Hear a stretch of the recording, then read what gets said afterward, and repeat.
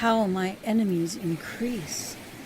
There are so many who attack me, so many who talk about me, saying, there is no help for him in God. Selah.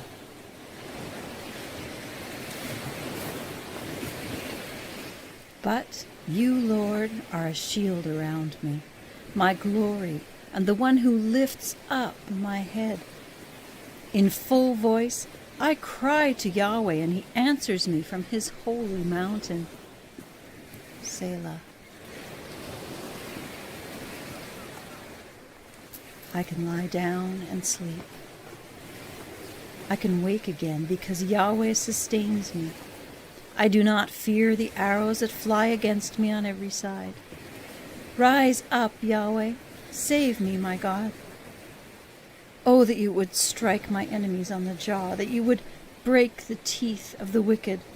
O Yahweh, salvation. O Yahweh, on your people, blessing. Selah.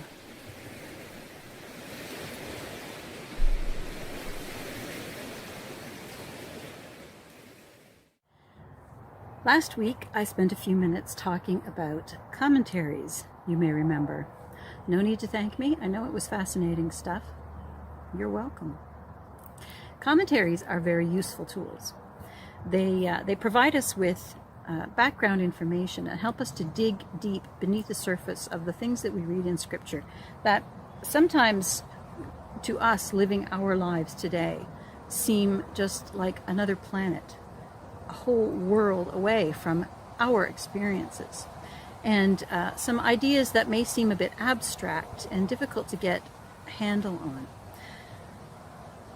As we look at Psalm 3 over the next few weeks, we're going to be drawing on some of those resources to help us to understand sort of who David was, why he wrote this song, and what it would have meant to the people who heard it for the first time. Psalm 3 was written at a particularly difficult time in David's life. It was a time when his son Absalom had decided that he wanted to be king, that David's time was up, and it was Absalom's turn, and he was not going to wait any longer. So he started maneuvering and getting politically manipulative and telling lies to people and getting them on his side to the point where he had enough of a power base, enough of a military and political power base, that he was actually confident enough to just say, I am king now. My father's time is up. This, of course, broke David's heart because this was his son who he loved very deeply. And it also put David's life and the lives of those who continued to support his kingship, it put their lives in real physical danger. They had to just grab everything and run. They had to leave Jerusalem and hide out someplace where they knew that they would be safer from Absalom's military forces that would be coming after them. Now, David was not a coward. He was not weak. We've seen enough of his life up to this point to know that he had a backbone and he had courage and that he would take a stand when God called him to take a stand. But in this moment, David ran. And we'll take a look at some of the ideas and truths behind that in another week. So we turn to our commentaries. And one of the things that they point out, the ones that I've read, is an interesting detail. There's an interesting difference between what in this psalm David's enemies say about God and what David says about God.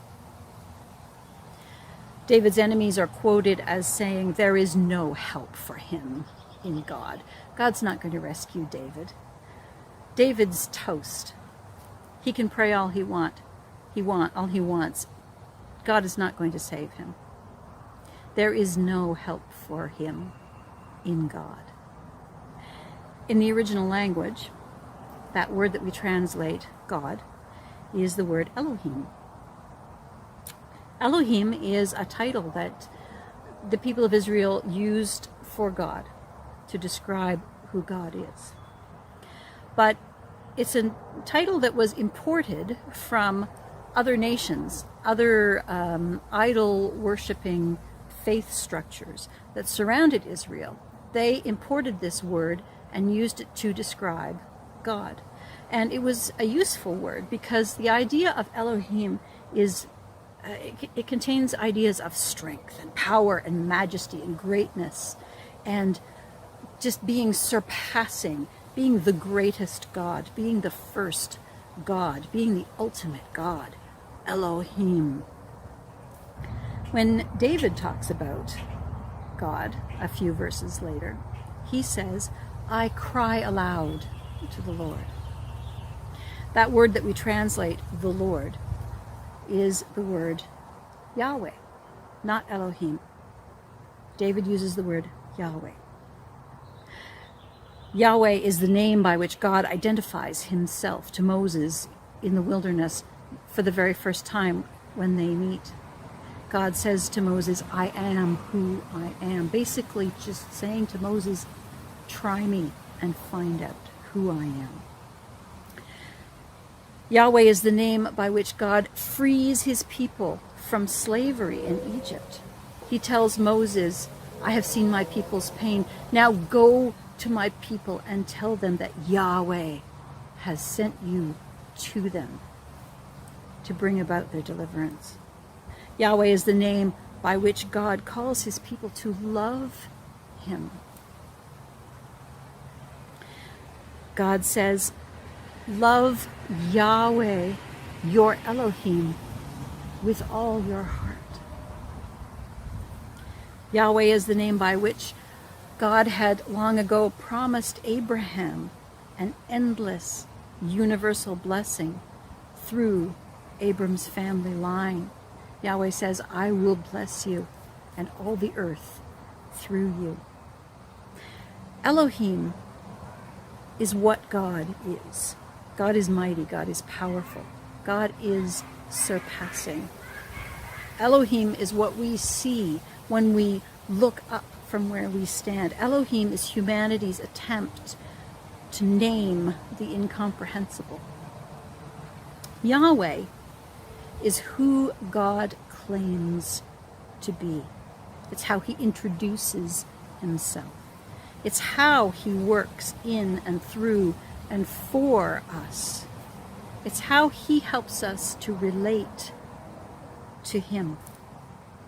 The title Elohim that is used by David's enemies, it speaks of divine rights and demands, but the name Yahweh speaks of the partnership of sending. The title Elohim speaks of the power of calling the world into creation.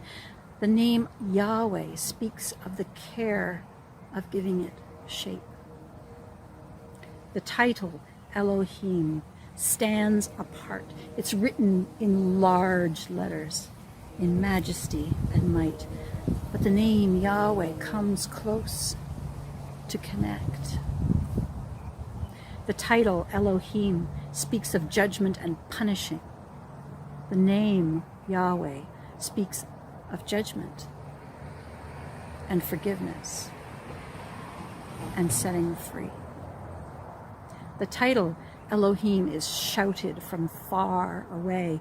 The name Yahweh speaks in our ear, meets us everywhere.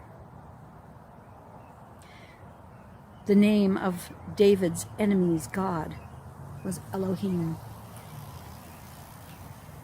The name of David's God was Yahweh. When David's enemies say there is no help for David in Elohim,